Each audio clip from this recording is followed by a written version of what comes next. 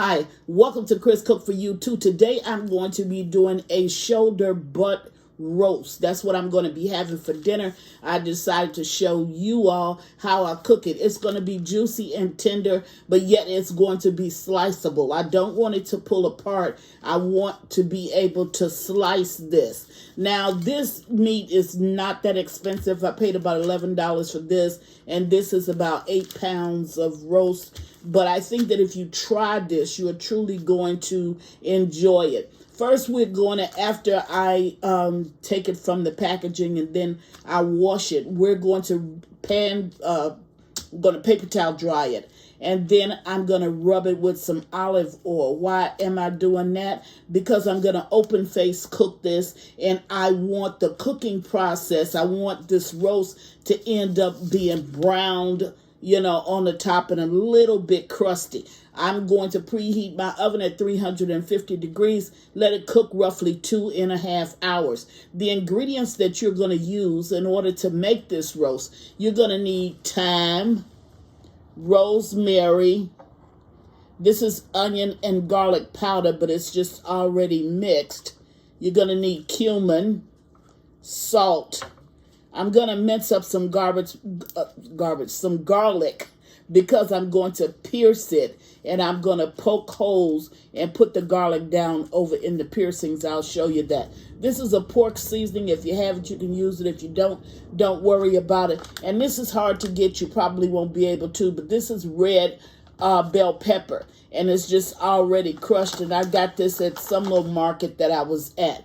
So, but whatever ingredients that you want to use in order to season your roast with, by all means, go ahead and do it. I'm just going to show you the cooking process. So I'm going to go away. I have a pan with a grid on top of it, because you don't want the roast to sit in oil. You want it to be up a little bit and let the oil just drain down. So I'm going to go ahead and get everything together. I'll bring you back and I'll show you the cooking process. Be right back. Alrighty, now I'm back, and I just went ahead and pierced some of the holes, and I went ahead and put some seasonings down in the holes. And the reason is because I didn't want this video to be too long. So I'm just going to show you how this is done. You just take a sharp knife, you stick it in, and then you twist it around to get you a hole. Okay, and I went about, a couple of inches in, okay?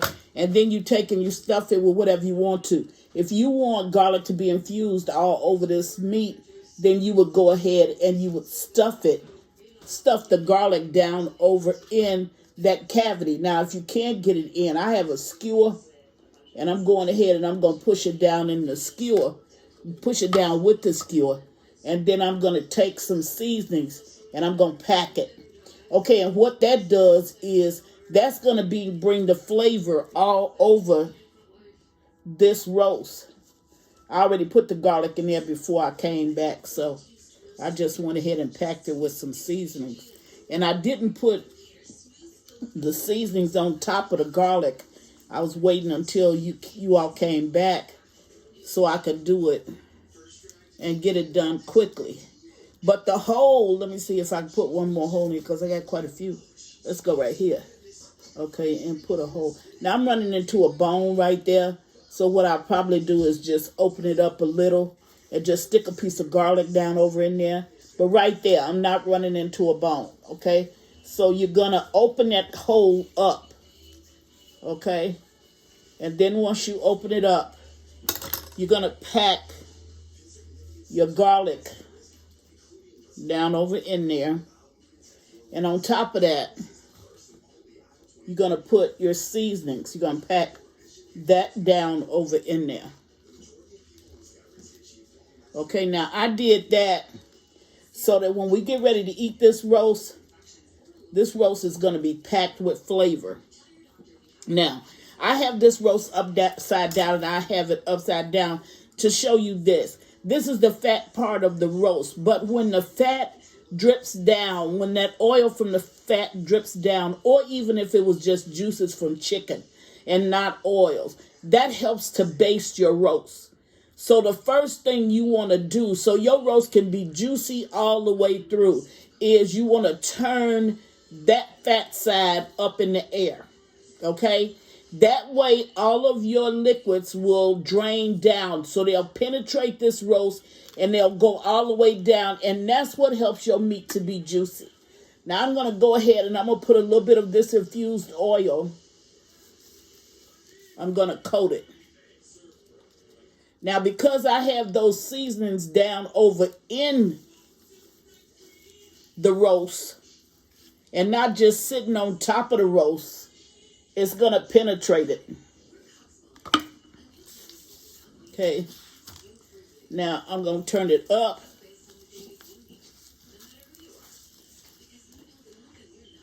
Add just a little bit more of the oil. Now, it does not have to be a lot, and as you can see, that wasn't a lot, but I'm going to open face cook this. Now, on this side, I don't need to pierce it because I pierced it on the other side. So what I'm going to go ahead and do is I'm going to put my rub all over this roast. Okay.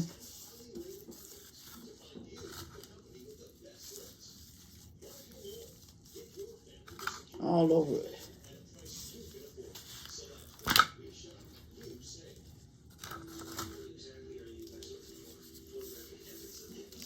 Okay. Now, I'm going to put it on the bottom as well. Then, like I said, for 2.5 hours, I'm going to slow roast this 350 degrees in my oven with nothing on it. Just like this. I'm just going to let it cook. Alrighty. Now that's ready, because when I cut these slices, that seasoning is going to go right with that cut. And you're going to have a well-seasoned roast. Okay, now that that's done, I want you to see the pan that I'm putting it in. This is a shallow pan, but if you can see these little rods that are coming down, that keeps it from going all the way down into the pan, because I don't want the oil that's going to drip from this roast. I don't want my roast to sit into that and I eat a bunch of grease when I get ready to crack into my meat or get ready to slice into my meat. So I'm going to take this roast, set it right down on that. So now my roast is not touching the bottom of my pan, so that grease is going to fall down into the pan. So all it's going to do is to baste the roast, and then it's going to fall down into the pan. Now, I'm going to go ahead and put this in the oven. Halfway through the process, I'll bring you back and show you what it looks like. But I'm going to go ahead and let this roast off in that oven. 2.5 hours, 350 degrees, and it should be a beautiful brown tint when it comes out. I'll be back in a while. Okay, now, I'll wait to do that. The roast is ready to come out. There it is. So before I cut into it, I'm going to make sure that the juices evenly are even through the roast. You're supposed to hug it with a piece of foil. Let it sit for like 15 minutes before you cut into it. So that's what I'm going to do. Then I'll bring you back and I'll cut off a couple of slices. Be right back.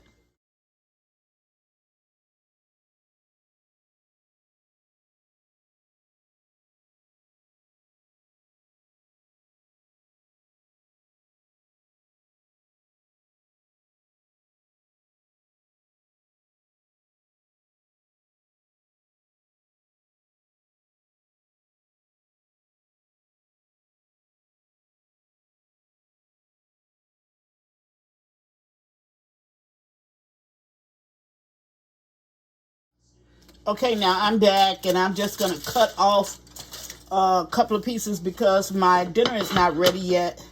But I do want to show you how the roast actually came out. And you can see the oils in the bottom. That's the reason why I didn't want to sit it down on the actual pan. So I'm just going to cut down in this because I want you to see the juiciness of this roast. Okay, let me take this little top piece off so you can really get a good look at it.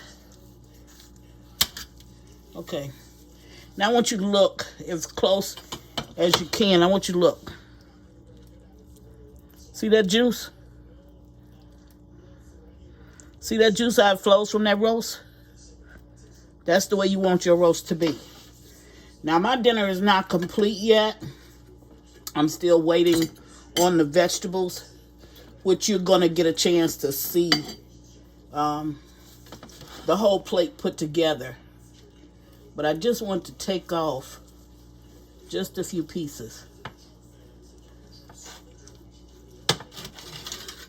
Look at that. Let me put it on this plate. Look at that. Look at how juicy that meat is. See that? Look at it. That's what you want in your roast. Okay? And this is what you want. Look at that. That's it. That's the way it's supposed to look. Now, I'm going to show you this plate I'll put together because in the next video, you're actually going to see the vegetables, how I cook the vegetables, and then I'm going to be able to put together a plate so you can see how it all came together. But I did want you to see this because I want you to see how tender your roast can actually be and how juicy your roast can actually be if you cook it this way. This is a very cheap cut of meat, but it's going to be a real good dinner. If you put it together right, it's still going to be real, real good. You don't have to have an expensive piece of meat in order to have a very, very good meal. You could take a cheap cut if you know what to do with it, and you can make it be just like an expensive piece. And all of the garlic and all of the spices that we put, or the seasonings that we put inside of the roast, now it has penetrated through the whole meat, and you're going to get that taste inside of the meat. So this is what Chris is cooking for you today. I'm making this pork shoulder, and I think that if you try it, you're truly going to enjoy it. Wanted to bring you something different, but yet something good. And as always, thank you for watching. Chris Cook for you too. Bye.